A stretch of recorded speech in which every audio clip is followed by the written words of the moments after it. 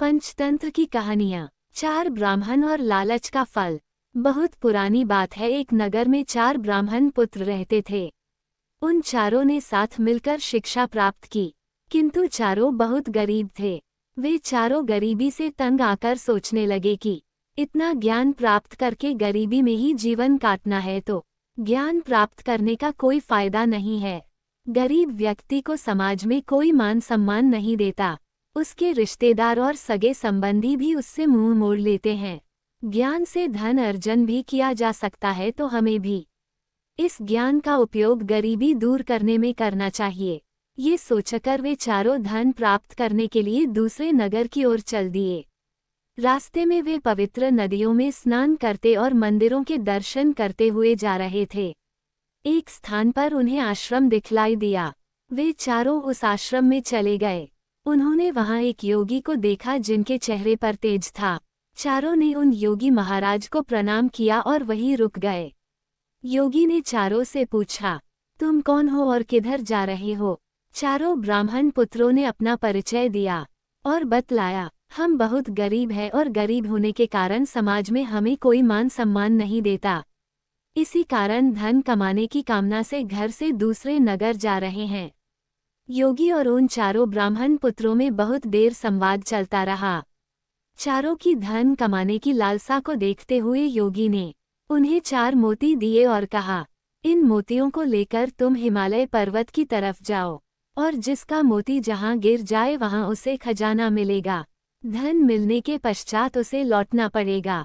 चारों ब्राह्मण पुत्र योगी को प्रणाम करके मोती लेकर हिमालय की दिशा में चल दिए। जाते जाते रास्ते में एक ब्राह्मण पुत्र के हाथ से मोती गिर गया। जब वहां खुदाई की तो वहां तांबे की खदान मिली। उसने अपने मित्रों से तांबा लेकर वापस घर चलने के लिए कहा। इस बात पर उसके साथी बोले, इस तांबे से हमारी गरीबी दूर नहीं हो सकती। जिसके हाथ से मोती गिरा था वह इच्छानुसार तांबा लेकर घर चला गया। शेष तीनों हिमालय की तरफ चल दिए। चलते चलते एक और मित्र के हाथ से मोती गिर गया। जब उस स्थान को खोदा गया तो वहां चांदी की खदान मिली। वह बोला, अपनी इच्छानुसार चांदी लेकर घर चलते हैं। शेष दोनों ब्राह्मण पुत्र बोले, पहले तांबा मिला, अब चांदी निश्चय ही आगे सोना मिलेगा, इसलिए हमें आगे चलना चाहिए। दूसरा साथी चांदी लेकर घर चला गया और शेष दोनों आगे चल दिए। आगे जाते समय कुछ दूर चलने पर तीसरे के हाथ से भी मोती गिर गया। जब उस स्थान को खोदा तो वहां सोने की खदान मिली।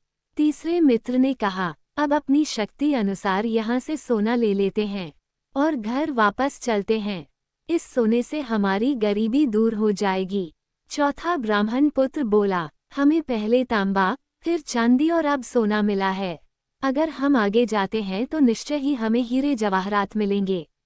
थोड़े से ही हीरे जवाहरातों से हम बहुत धनवान बन जाएंगे।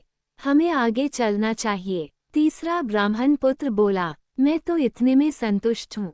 तुम्हें अगर आगे जाना है तो तुम जा सकते हो, मैं यहीं बैठकर तुम्हारा इंतजार करूंगा। चौथा मित्र उसे छोड़कर आगे चल दिया। रास्ता बहुत कठिन था, फिर भी वह आगे बढ़ता ही जा रहा था। आगे रास्ते में उसे एक व्यक्ति मिला जिसके सिर पर चक्र घूम रहा था। ब्राह्मण पुत्र ने उस व्यक्ति से पूछा, ये चक्र तुम्हारे सिर पर क्यों घूम रहा है? अभी बात चल ही रही थी कि वह चक्र उस व्यक्ति के सिर से ब्राह्मण पुत्र के सिर पर आ गया। ब्राह्मण पुत्र को कुछ समझ नहीं आया और उसने फिर पूछा, ये चक्र मेरे सिर पर कैसे आ गया? उस व्यक्ति ने कहा, ये चक्र इसी तरह मेरे सिर पर भी आया था। मैं भी धन के लोभ में यहाँ आया था। जब तुमसे बड़ा कोई धन का लोभी यहाँ आकर तुमसे पूछेगा तो ये चक्र उसके सिर पर चला जाएगा। ब्राह्मण पुत्र ने पूछा, तुम यहाँ कब से हो और क्या तुम्हें भूख प्यास नहीं लगती? ब्राह्मण पुत्र की बात सुनकर वह बोला, मैं तो यहाँ कई वर्षों से हूँ। जब ये चक्र किसी के सिर के ऊपर आ जाता है तो उसकी भूख प्यास मिट जाती है और मृत्यु का भय भी खत्म हो जाता है। उसके केवल इस चक्र के घूमने का कष्ट ही परेशान करता रहता है। इधर तीसरा मित्र जो सोना पाकर संतुष्ट हो गया था, उसने बहुत समय तक अपने मित्र के लौटने का इंतजार किया, किंतु जब वह नहीं आया तब खुद ही उसे ढूंढने आगे बढ़ गया और अपने मित्र के पैरों के निशान की सहायता से वहां तक पहुंच गया जिधर उसका मित्र था। उसने देखा कि चौथा मित्र एक स्थान पर बैठा है और उसके सिर पर चक्र घूम रहा है। उसने अपने मित्र से सारा माजरा जानना चाहा। चौथे मित्र ने पूरी कहानी सुना दी और उस चक्र को भाग्य का चक्र बतलाया। तीसरे मित्र ने कहा, ये भाग्य का नहीं अपितु लालच का चक्र है। मैंने तुम्हें कितना समझाया पर तुम नहीं माने। विद्या की तुलना में बुद्धि का स्थान ऊपर है।